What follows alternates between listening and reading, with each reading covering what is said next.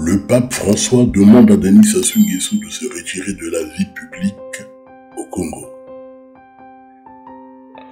Submergé par la crise multidimensionnelle que traverse le Congo et les tensions sociales explosives à répétition, Denis Sassou Nguesso s'est retranché et s'est donné un moment de réflexion après la prise de position de l'Église sur les accords anticonstitutionnels avec le Rwanda de Paul Kagame. Rappelons que 97% de la population congolaise s'y oppose et demande son annulation. Distingués invités, frères et sœurs, au Congo, notre beau pays, cette sauvegarde, cette préservation de l'environnement passe par le respect des terres que Dieu nous a données, respect des terres reçues de nos aïeux, respect de nos terres qui sont invendables, non négociables, respect de nos terres qu'on ne peut céder à qui que ce soit. Autrement dit, au Congo, préserver l'environnement, c'est aussi défendre nos terres, coûte que coûte, en toute confiance au Père, qui prend soin de nous et de toute la création, parce que tout est de lui, tout est par lui, tout est pour lui. Gloire à Dieu dans les siècles des siècles. Amen.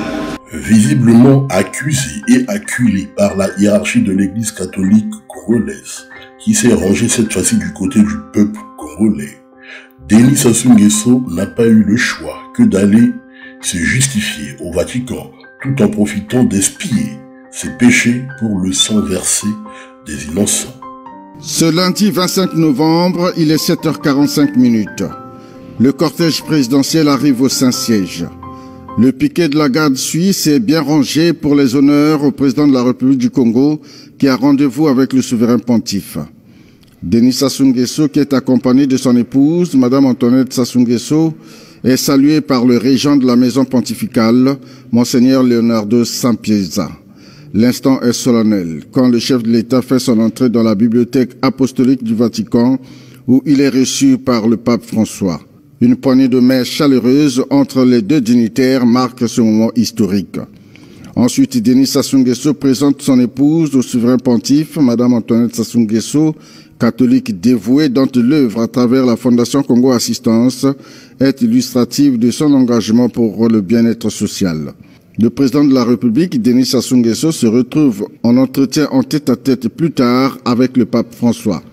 Pas un seul mot de cette audience privée qui dure 25 minutes. On peut imaginer que les deux hommes ont évoqué les questions d'intérêt commun, notamment la vie de l'Église au Congo, la question de la préservation de l'environnement et la paix en Afrique. Aussi, Denis Sassou Nguesso, qui mène un combat depuis plusieurs années pour la protection de l'environnement, a-t-il remis au souverain pontife un ouvrage qu'il vient de publier intitulé « Au fil de l'eau » qui soulève la problématique de l'écologie, un sujet que le pape affectionne bien. Au cours de cet entretien, le président de la République, il faut-il le souligner, a plaidé pour la béatification du cardinal Émile Biayenda et la création d'un nouveau cardinal au Congo.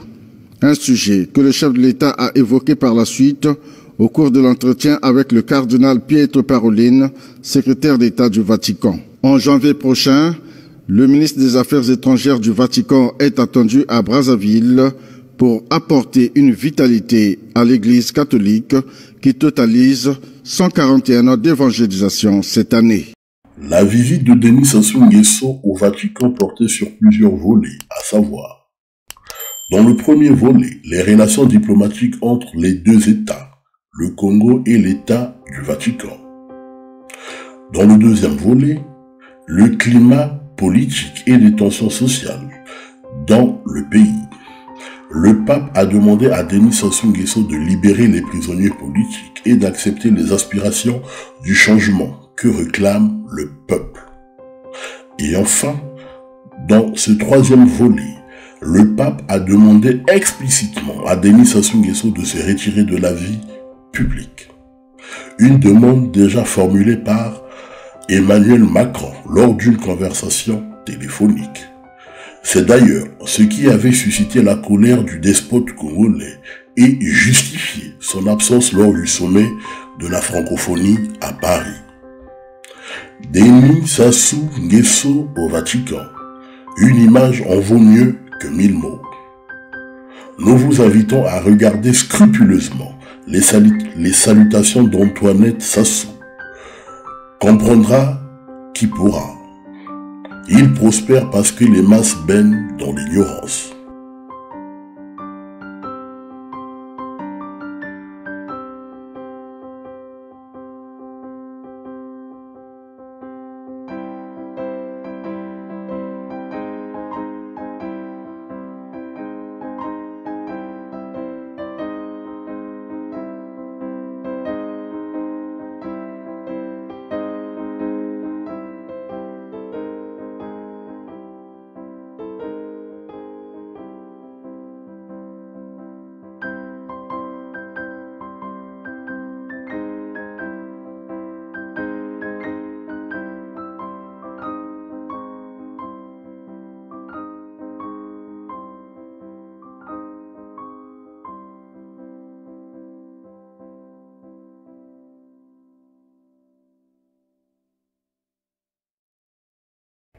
Il prospère parce que les masses baignent dans l'ignorance.